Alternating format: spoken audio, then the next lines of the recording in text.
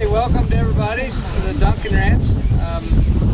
I'll give just a brief history as to the ranch since we've been here. Anyway, the ranch is owned by the state of Wyoming. It was purchased just about 5 years ago, and it was rested for 2 years, and then they put it up for an agricultural bid on a 20-year lease, and it was a bid process. We won the lease, so we've been here. This is going on our third summer, and so I guess with that, we'll just kind of talk briefly about production, and then we'll move on to marketing. Anyway, our business plan was built around raising grass-fed beef, and so that's what we do. The ranch is, last year we certified the ranch organic, and so we're going on to our second season as an organic ranch. So we have, last year's calf crop is certified organic. So our first certified organic beef will be next season. Next summer. We calve in the summertime. We just started calving a couple weeks ago. June 5th was the first, our calving date when we started.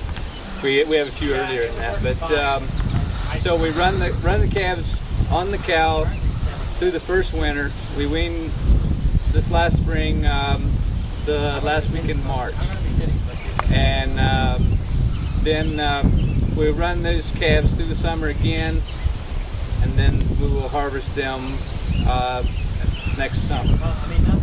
That's between 24 and 30 months is when they'll be harvested. Now we may push that a little bit if we can take our top end steers, and if they're heavy enough come November, we may harvest them then. But up till now, obviously we haven't had anything that was raised here completely.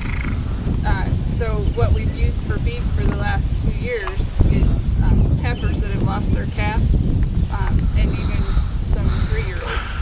And we haven't had any problems with the beef quality in those age brackets. We do supply beef to the Glen Rock schools, and we go into a 4 or 5-year-old because 95% of that is ground. So. And the quality, if the animal has condition, the quality is there. But then onto the grass management side of it, we do try to run our cows 12 months out of the year. Last winter our cows did not see a full ration of hay all winter. Now they were supplemented during some bad storms and stuff like that. But we manage our grass thinking 14 months ahead. We're always thinking into the next season. Like right now, we're growing grass that's going to get us all the way till next growing season. And it's really, our philosophy is really simple on that. I mean, in the simplest form. It's more complex, but basically, we want to graze every grass plant one time, leave, and let that plant fully recover before we come back to it. And we're not totally getting that done, but we're getting closer. And that's done through higher intensity, shorter duration on our grazing plan. And then when we finish our animals, you drove by them actually on the way up here, but that was kind of a pressure relief valve because all the rain we've had the last 4 days. They were actually on the meadows down below.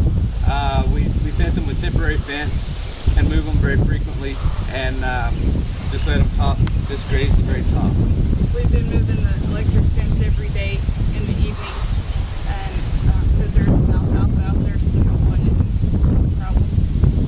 But then when it just rained and rained and rained, it got so squishy, we thought we'll just put them on that little patch of native grass down there for a couple days so that they're not damaging the meadows. Yeah, when it got so wet and then having them in a group like that, they can do some damage to the meadows. And then it's managing against what we don't want. Then you're going to get some more weeds and stuff coming that we don't really want. So,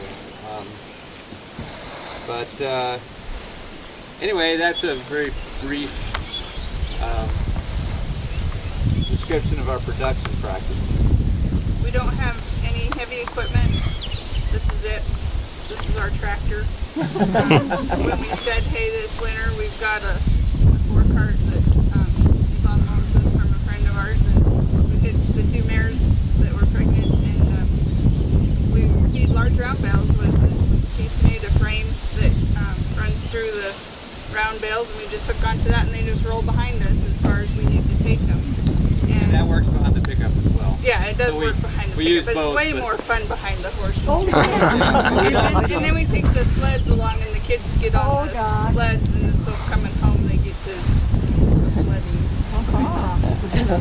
Yeah, we try to work a little fun in when we can. But yeah, that's you know, we're conscious of our carbon footprint, I guess, if you want to say that. You know, we don't use a lot of fossil fuels. I mean, the way this ranch is laid out is really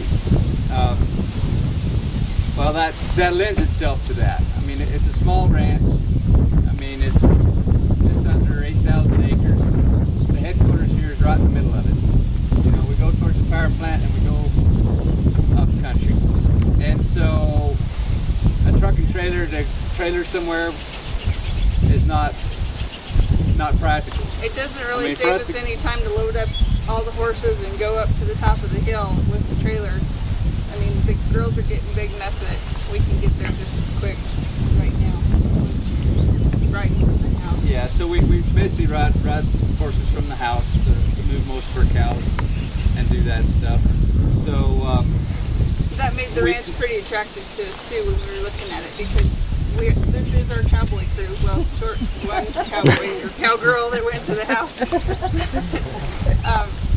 You know, it's just a family operation, and we enjoy our horses a lot, and so it was kind of nice. We've been on a lot bigger places that took a lot of, you know, you drive 25 miles one way just to check to make sure the water's still running, and drive back and that sort of thing. So this ranch fits our quality of life. It fits our production ideals of grass seed.